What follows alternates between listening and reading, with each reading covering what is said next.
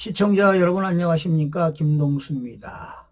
헌법재판소가요, 박성재 법무부 장관에 대한 탄핵안을 오늘 전원일치 의견으로 기각을 했습니다. 헌법재판소는요, 일부법 위반이 있지만 파면을 정당화할 만큼 그 정도가 중대하지 않다라고 판단을 했습니다. 이로써 박 장관은 지난해 12월 12일 국회에서 탄핵 소추된 지 119일 만에 직무에 복귀하게 됐습니다. 앞서 국회는요, 박 장관이 지난해 12월 3일 비상계엄 선포 직전 국무회의에 참석해서 계엄 선포를 막지 않았고, 그리고 그 다음날 삼성동 대통령 안전가옥에서 이상민 전 행정안전부 장관 등과 함께 후속 조치를 논의했다는 이유로 박 장관에 대한 탄핵소추안을 가결했던 것입니다. 국회 측은 박성재 장관이 국회 법제사법위원회가 요구한 대전지방검찰청 특수활동비 사용 내역, 그리고 장시호 씨의 서울구치소 출정 기록 등 자료를 제출하지 않은 행위와 국회 본회의 중 퇴장한 행위도 탄핵소추를 삼은 것입니다. 글쎄요, 이런 일로 국회 본회의 중에 퇴장했다고 탄핵소추 사유가 될 수 있을까요? 그런데 헌법재판소는 지난달 3월 18일 박 장관에 대한 변론을 한 차례 열고 그냥 종결시켰습니다. 자, 좌우지간 하여튼 헌법재판소에서 이렇게 119일 만에 직무에 복귀해서 천만 다행이라고 보는데요. 자, 이렇게 국회가 일방적으로 탄핵을 소추해도 되겠습니까? 자, 헌재는 말이죠, 박 장관이 윤석열 대통령 비상계엄에 가담하지 않았다고 판단을 했습니다. 박 장관이 비상계엄 선포 전 국무회의에 참석은 했지요. 그러나 비상계엄 선포를 적극적으로 만류하지 않았다는 사정만으로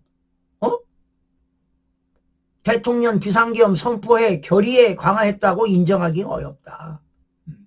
그러나 박 장관이 비상계엄을 만류했다 하더라도 윤석열 대통령 의지가 강했기 때문에 그건 어쩔 수가 없어요. 이 탄핵은 계엄한 거는 윤석열 대통령의 고유 권한이잖아요. 고도의 통치행위이기 때문에 박 장관이 비상계엄 하지 마세요, 만류한다고 안 하고 그런 건 아니니까, 글쎄 저는 이런 내용으로 탄핵이 된다는 건 말이 안 된다, 이렇게 보는 겁니다. 그리고 국회에다가 자료 제출 요구를 거부한 점 일부는 위법하다고 인정을 했습니다. 그리고 장 씨가 말이죠, 서울구치소 출정 기록에 대해서 수용자의 출정 기록은 개인의 사생활에 관한 사항입니다. 그런데 해당 자료를 제출하지 않았다고 국회 증언 감정법을 위반했다고 판단한 것입니다. 도대체 이건 저도 이해가 안 갑니다.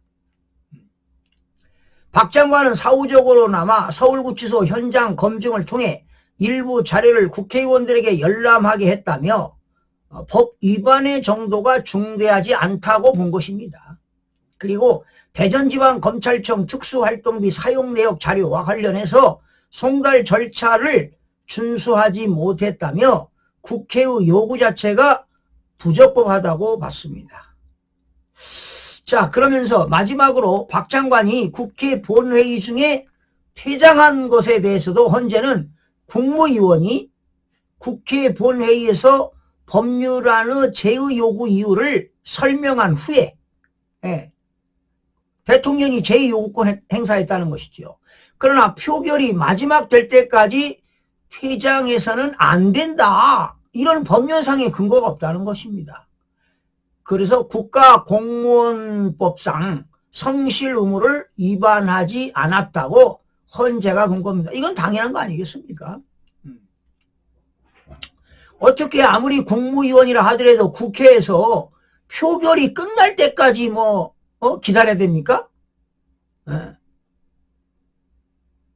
제2요구권 이유를 설명했으면 그걸로 국무위원으로서 당연히 의무를 다한 거니까 퇴장해도 되는 것이지요. 이거 퇴장했다고 말이지요.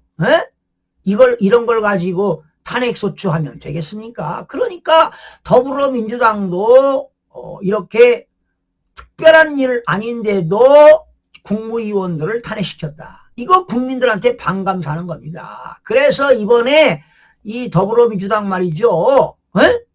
6월 3일 날 대선에서 국민들이 심판해야 될 거라고 저는 봅니다. 그리고 여러분, 모든 국민들은 자유민주주의를 원하십니까? 공산주의를 원하십니까? 당연히 자유민주주의 아니겠습니까? 자유민주주의, 법치주의, 이런 국가를 원하신다면 현명한 국민들의 판단이 있어야 될 것으로 보입니다. 시청자 여러분 고맙습니다.